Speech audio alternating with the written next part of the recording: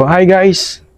After long time, ngayon lang ulit tayo nakapag-video. So, gusto ko lang i-share sa inyo yung nabili kong side mirror na bago. So, kung naalala nyo dati, nag-upgrade ako ng side mirror na Moto. So, hindi ko siya nagustuhan kasi masyadong naka-zoom yung ano niya, yung tingin niya sa salamin. So, hindi normal unlike nung stock. Pero itong bago kong nabili is sobrang ganda niya, sobrang sulit niya sa halagang almost 500 pesos. Siya na yung nakakabit ngayon dito sa motor ko. So, ilang araw ko na siyang ginagamit. Siguro mga 1 week ko na siyang ginagamit para tignan ko yung review kung gagalaw ba o ano mo yun, pag tumatakbo ka, nagbabago ba yung bumababa ba yung salamin, may movement ba yung sa mga arms niya, mga ganun ba. Kasi yung dati kong nabili, yung Moto, bukod dun sa naka-zoom yung kanyang salamin, is lumuluwag pa yung kanyang mga handle kapag tumatakbo ka, pag nagbabibrate yung motor mo, nawawala siya sa angulo, pati yung salamin mismo, bumababa, kailangan time to time, lagi mo siyang ayusin. So itong bago kong nabili, wala siyang brand eh. Ito, papakita ko sa inyo, yan. I-share ko sa yung link sa description below para depende sa inyo kung magugustuhan nyo. Pero for me, sobrang ganda niya. Yung binili kong kulay is kulay blue. So ito, ipapakita ko sa inyo. So yan, kung mapapansin nyo, ito yung look niya. Yan. So tingnan nyo ito yung dati kong binili na itong brand na to. Yan, ito yung dati. So, ikukumpara natin yung view ng salamin. Tignan nyo, di ba? Ang laki ng difference. Yung isa, malayo. Yung isa, tutok na tutok. Diba? Ito yung normal na nasa baba. Ito yung masyadong naka-zoom. So, ayan. Ganyan siya. Saka magkaiba yung kanilang way ng pagkakakabit. So, kasi ito, kabit yan, pag nagbabibrate yan, bumababa siya. Gumagalaw. Unlike ito, yan. Maganda, matibay, lahat, ano mo siya. Madali lang siyang ikabit yan, guys. Tignan nyo na lang kung paano ko siya kinabit. Ganyan siya. Yeah, so, yan ang nakasulat sa kanya ay Napoleon. Ito yung shock through,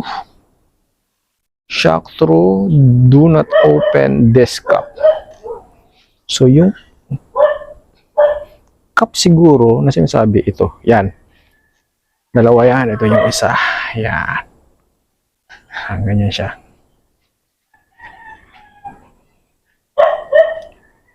Maganda siya. Tingnan nyo yung view niya.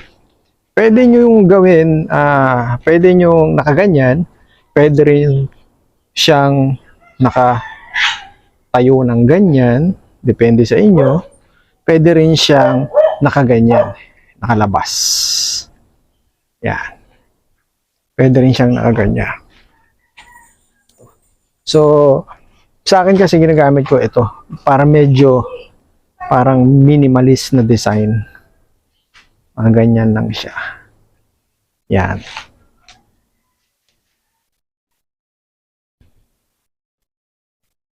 Yan. Pansin nyo. Diba? Maganda yung pagkakaano niya, matibay. Kaya nga lang, ang disadvantage lang is ito. Yung merong nuts dito, pwede ko naman siguro tanggalin. Kasi anuhan to ng kalawang eh.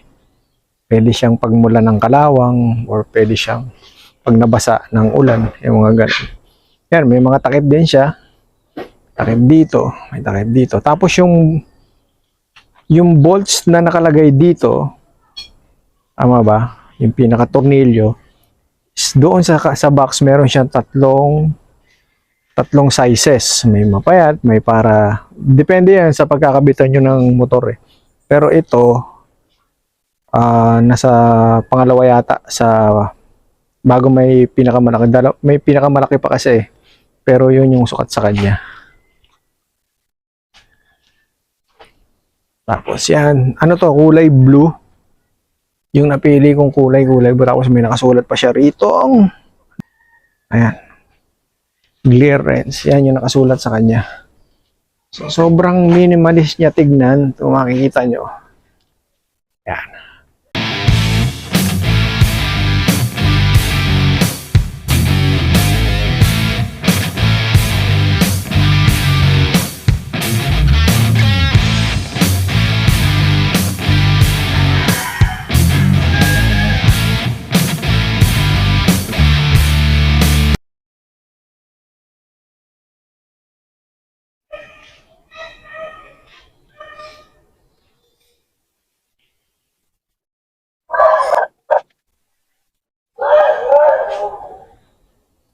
So, yan. Share ko lang. Sinare ko lang sa inyo para depende kung gusto nyo. Depende naman yun sa inyo. Sa akin kasi masyadong okay naman yung salamin na stock pero mataas. Para nang may dagdag forma sa motor din. Di ba? Tignan nyo. Angas din yan. Oh. Di ba? Sobrang minimalist niya tignan. So, yung brand niya, ito. Ito yung brand niya. So, ililink ko na lang sa description below yung pinag-orderan nito para makita nyo rin. Depende kung gusto nyo or may iba pang brand kayo na prepared. So, make sure lang na yung seller is maganda yung mga feedback. Kasi ito, Mokoto na to, maganda yung mga feedback eh. Pero nung in-order ko na, nung kinabit ko na, nakakaduling siya, mga brad. Nandito na siya, maganda nga siya tignan. Kaya lang, nakakaduling siya masyado. Masyado nakatutok. Tapos share ko na lang din sa inyo. Palit ako ng cover dito. Ayan. Ito kasi, at ano lang to, dikit lang siya. Dinidikit lang siya. Para hindi kasi tignan eh, kapag ka nakaganyan lang. Kaya, okay na rin sa akin yung ganyan. Tapos itong kanyang palodo, rear fender, yung extra, nangyari, hindi pa naman siya, matibay pa naman kasi nakikita ko sa ibang mga comment na madaling mabasag. Pero sa akin, okay naman. Siguro, ingat lang kayo sa paghigpit dito, sa tornilyo niya, para hindi siya madaling mabasag. Siguro pag sobrang higpit, may tendency na mabasag siya. Kasi yung plastic niya is malutong lang. Malutong yung pagka-plastic niya, so madali siyang mababasag kapag pinuwersan yung higpitan. Siguro yung tama lang. So far, so good pa naman. Hindi pa naman siya nasisira. So far, mga brad, yun lang. Shinare ko lang sa inyo yung bago kong binili na side mirror para sa mga Honda V3 natin. So, depende yun sa inyo kung gusto nyo magpalit. Sa akin kasi para mas maporma tignan, maganda naman, tsaka okay naman din yung view niya, hindi naman siya para rin nasa stock, parang naka-stock lang din na rear view na medyo minimalist yung dating niya. So mababa, medyo maliit, yun ang kagandahan sa kanya. Okay mga brad, yun lang, bye!